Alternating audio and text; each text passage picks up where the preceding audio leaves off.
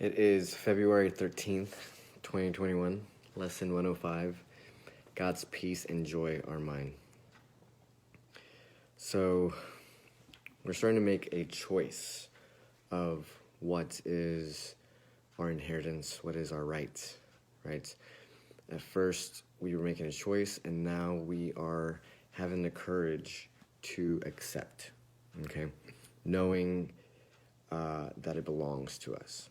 So, spiritual progress, in the words of David Hawkins, says that it ensues automatically from choosing goodwill, forgiveness, and lovingness, as well as a way of being in the world at large, rather than viewing it as a gain-seeking transaction.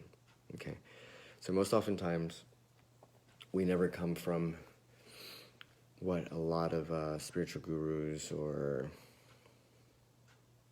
individuals specifically say is abundance. Okay, when we were trying to understand unconditional love, we were understanding the difference between knowing something works and then believing something works. So believing means that there is some form of doubt.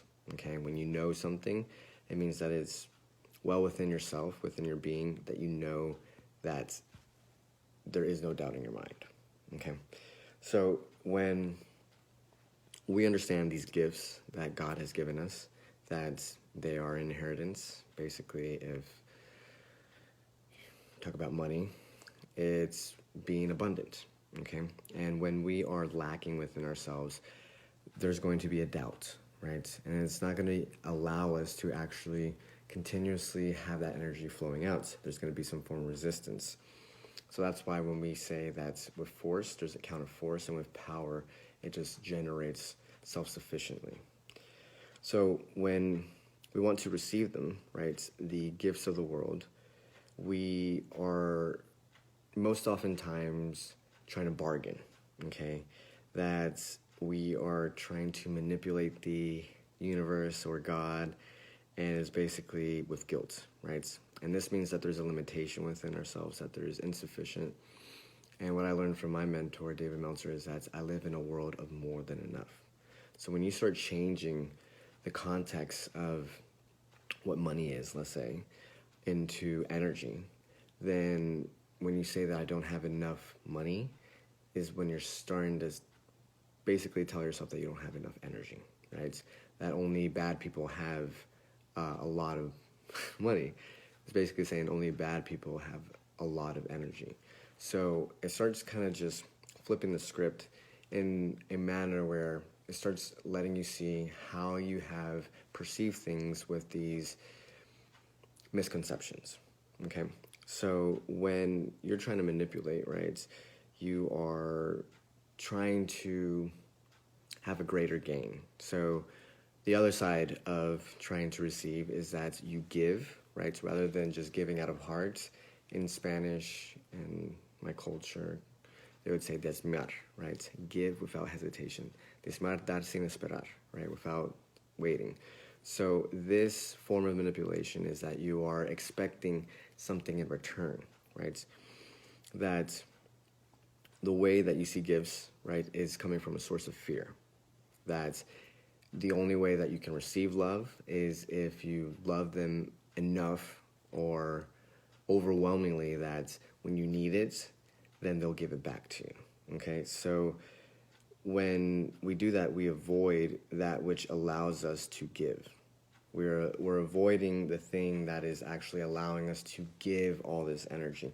Because when we're trying to accept more, we're receiving more, that allows us to have more, okay? Because when we want, we can't have. You can't stand up and sit down at the same time. So the more that we accept our gifts, the more we are allowed to actually feel our joy, because that's what is creating these gifts, okay?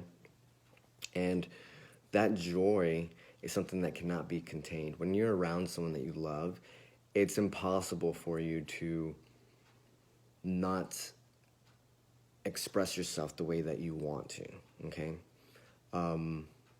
Because what occurs is that if you try to filter yourself, it's going to show. People are going to feel it. It's going to show in your body language. And you can't contain that, which they say is trying to fulfill its aim and give everything, right? So, with the lesson for today, right, God's peace and joy are mine, it wants you to start forgiving your enemies, people that you feel that have wronged you, made it difficult for you, or that you blame, right? Tony Robbins says, if you blame people for all the bad stuff, you gotta blame them for all the good shit, right? So you have to meet the universe halfway, at least in some way, somehow, where if you want kindness from people, then be kind to people. Because the only reason that they're not kind to you is because they're not kind to themselves. And in return, it's also because you are not kind to yourself. So it becomes this energy that is trying to sustain itself. And if you're trying to sustain things, then it doesn't mean that you are in this source of grounding energy, right? You're not allowing yourself to come from abundance, if you want to call it that, or this ever-present energy that is self-sufficient, okay? Because, as you've seen, when you are motivated, there's nothing that can stop you. When you're around people you love, there's nothing that, like, tires you. It's like time flies by when you're having fun. And when you have that thing that is beyond you, that allows you to actually be pulled forward. Because if you have certain situations that you need to figure out how to make money, you will find a way, okay? Because you're only focused on the solution rather than the problem, because you have no other choice but to survive. So sometimes it gets to that point that we have to feel like we're about to die to make that decision. So when we have things that, you know, we're highly motivated, you see these individuals that have so much energy and you're like, how do you do it? And it's just because, like, that's their passion. It's what they love, okay? And that's how they find the energy, because they have no other choice, right? If you want to do it, then you will find the time and energy to do it. That's exactly what it is. That's how you do that with a relationship. All these individuals that say, you know, I don't have any time, that's basically what you're doing. You're limiting yourself to the time and space of this third dimension, if you want to call it, and say that you are limited by that. Rather saying that, okay,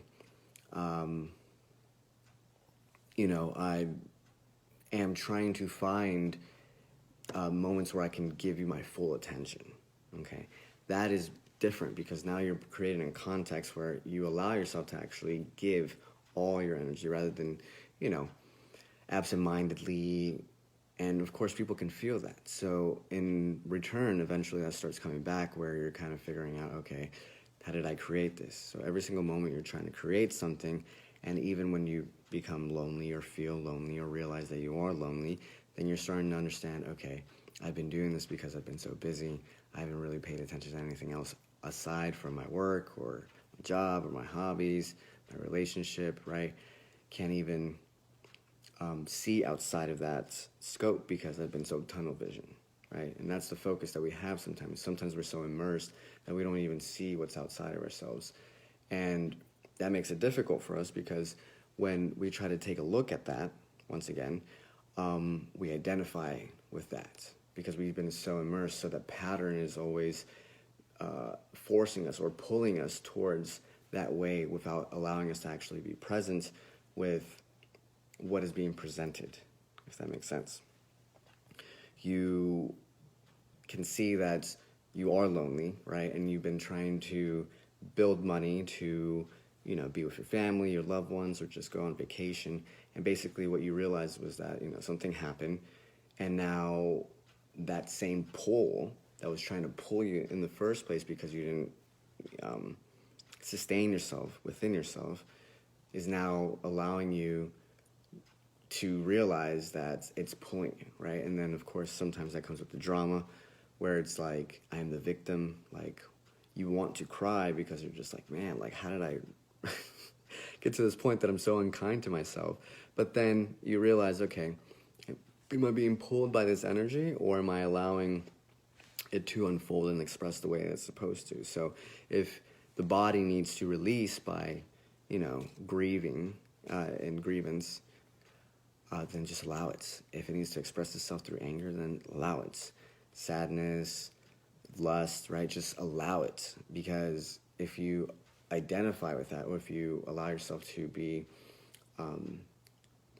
attached to that energy, then you're just going to be pulled forth, and that's what's going to create another form of identity. So always taking a step back and seeing where are your intentions. What is your intention?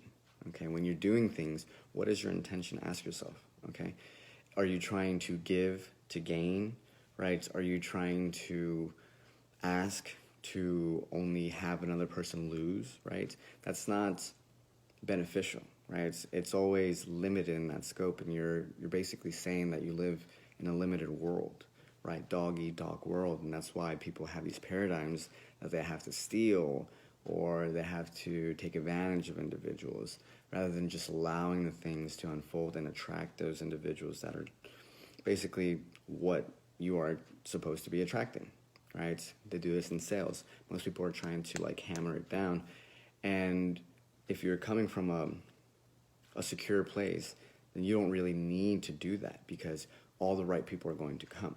Okay, it doesn't mean that you help every single person that comes your way. It's just that you help the ones that are trying to ask, because that's what's resonating with the frequency that you're doing. If you lower yourself, then you're not seeing yourself, one, from your highest place, and you're also not seeing everybody from their highest place. So it's not equalizing because there's no equilibrium, right? There's no balance between the two of you because you're not coming from a secure place and they're not coming from a secure place. You're basically playing on their insecurities because of your insecurity. And it just becomes this continuous cycle that makes it very difficult for you to see what is yours, right? These gifts that are always granted, right, is peace and joy, and that's your inheritance, right? And what you're trying to understand is that as you choose this goodwill, as you choose forgiveness, to forgive your enemies, turn the cheek, right? To choose to love in the most difficult parts, right? As a way of who you are, of what you are in the world, of being, moving in the world, then you're starting to see that there is no need to gain anything because you already have, right? Gain means that you lack, and that's why that lack always leads to less, right? And you keep feeling like you need more and more and more. That's why you seek more, because you feel like you haven't found, and that's a continuous cycle that the mind is always trying to find, because the mind is trying to satiate itself. It's trying to find some way that it can just feel pleased, right? It just calms you down. You're like, all right, I can finally just calm down. And then you get to a point that you're unsatisfied again, right? It's that pain-pleasure thing once again, rather than understanding that we misconceive that notion, that concept, with joy and suffering, right? So we confuse that, and that's why we continue to suffer, because we want attention, because we want control, because we want some form of security in this life, because we feel like things are uncertain. So it's more about making the choice and accepting your gifts, right? Because if someone gives you a gift and you don't accept it, you're not really enjoying it, right? And if you enjoy it, that means that you're actually experiencing yourself enjoying something that was given to you. So that's why Christmas is one of those things that you see how that is reflected within how we receive the gifts as well, because it's very important as we learn to accept that and then receive more so we can have more as well. So, peace.